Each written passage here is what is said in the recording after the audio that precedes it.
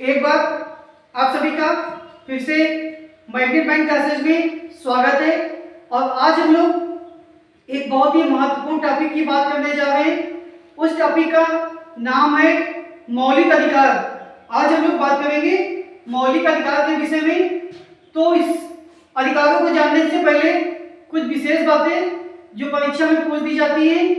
सबसे पहला जो प्रश्न पूछा जाता है कि मौलिक अधिकार किस भाग में आते हैं, तो आपको बता दें, ये याद रखना है कि मौलिक अधिकार जो होते हैं वो भाग 3 में आते हैं। तो अच्छे से आप लोग समझ गए होंगे कि मौलिक अधिकार किस भाग में आते हैं। तो मौलिक अधिकार भाग 3 में आते हैं। अगला क्वेश्चन क्या बन सकता है कि जो मौलिक अधिकार आते हैं ये किस अनुच्छेद के अंतर्गत आते हैं, किस अनुच्छेद के अंतर्गत आते हैं। अगर कभी आपसे ये पूछ लिया जाए तो मौलिक अधिकार अनुच्छेद 12 से 35, ये आपको नेक्स्ट क्वेश्चन याद करना है कि मौलिक अधिकार भाग 3 अनुच्छेद 12 से 35 तक आते हैं। अब अगर बात करें कि तो जब हमारा संविधान बना था तो उस समय मौलिक अधिकारों की संख्या कितनी थी, इस बात को भी आप लोग जान लीजिए। तो जो मूल संविधान था, मूल संविधान में जो हमारे मौलिक अधिकार थे, तो मौलिक अधिकारों की संख्या कितनी थी? 7 थी। उसके बाद क्या होता है, एक संविधान संशोधन 44वां होता है। कौन सा संविधान संशोधन? 44वां संविधान संशोधन होता है। 44वां संविधान संशोधन।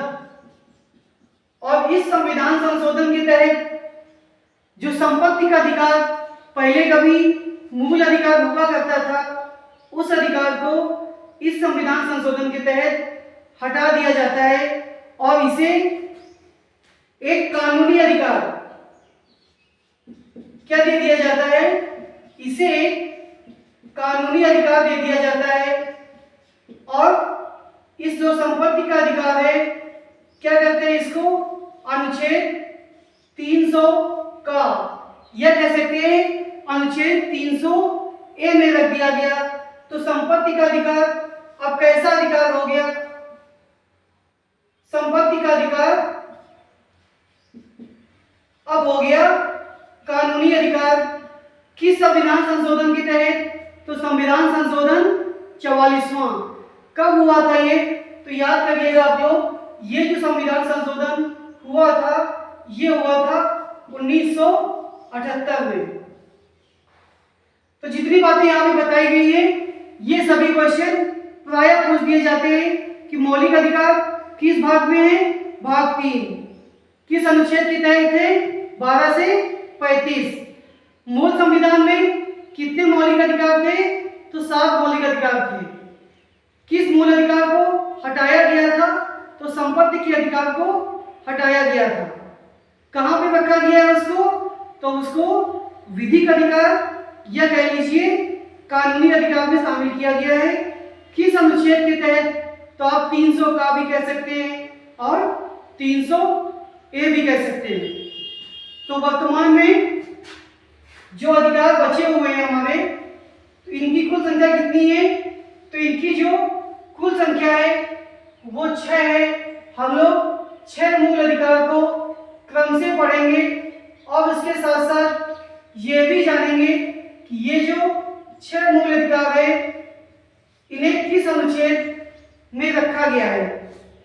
तो क्या कह सकते हैं हम लोग, वर्तमान में जो मौलिक अधिकार है, मौलिक अधिकारों की संख्या कितनी है? तो मौलिक अधिकारों की संख्या 6 है। उसमें से जो सबसे पहला अधिकार आता है उसको हम लोग कहते हैं समानता का अधिकार। क्या याद रखना है कि जो पहला अधिकार होता है वो होता है हमारा समानता का अधिकार। और इस अनुच्छेद को, इस समानता के अधिकार को जिस अनुच्छेद में रखा गया है वो है अनुच्छेद हमारा 14 से 18।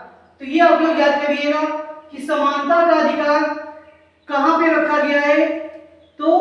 अनुच्छेद 14 से 18। ये कैसा अधिकार है हमारा? तो ये हमारा मौलिक अधिकार है। दूसरे मौलिक अधिकार की बात करें तो जो दूसरा मौलिक अधिकार है वो है हमारा स्वतंत्रता का अधिकार। क्या याद रखना है? दूसरा जो अधिकार है वो हमारा है स्वतंत्रता का अधिकार। और इस स्वतंत्रता के अधिकार को कहां से कहां तक रखा गया है? तो इसे रखा गया है 19 से 22 तक। ये जो बता रहे हैं ये हम लोग बात कर रहे हैं अनुच्छेदों की। तीसरा जो मौलिक अधिकार है वो है शोषण के विरुद्ध अधिकार। कौन सा अधिकार? शोषण के विरुद्ध अधिकार। और इसे जो हमारे संविधान में अनुच्छेद 23 से 24 कहां पे इसका उल्लेख किया गया है?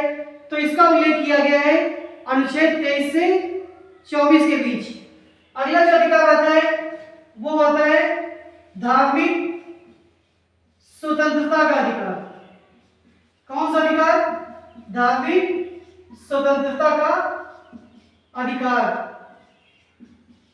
और ये कहां से कहां तक आता है? तो ये आता है अनुच्छेद 25 से 28 तक। तो ये हमारा चौथा मौलिक अधिकार था। पांचवें मौलिक अधिकार की बात करें तो वो है हमारा सांस्कृतिक और शिक्षा का अधिकार। कौन सा अधिकार है? सांस्कृतिक और शिक्षा का अधिकार।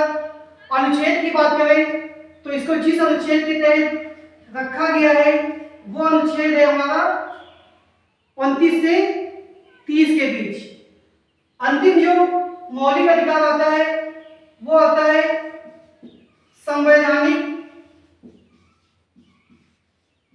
उपचारों का अधिकार। संवैधानिक उपचारों का अधिकार।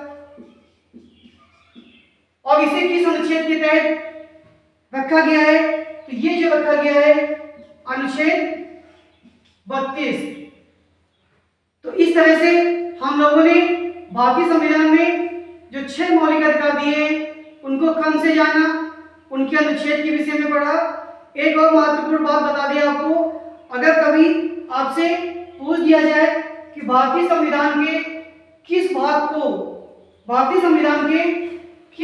को मैग्ना कार्टा कहा जाता है, किस भाग को मैग्ना कार्टा कहा जाता है, तो आप लोग याद रखिएगा कि जो भाग 3 है जिसमें मौलिक अधिकार दिए गए हैं उसको भारतीय संविधान का मैग्ना कार्टा कहा जाता है।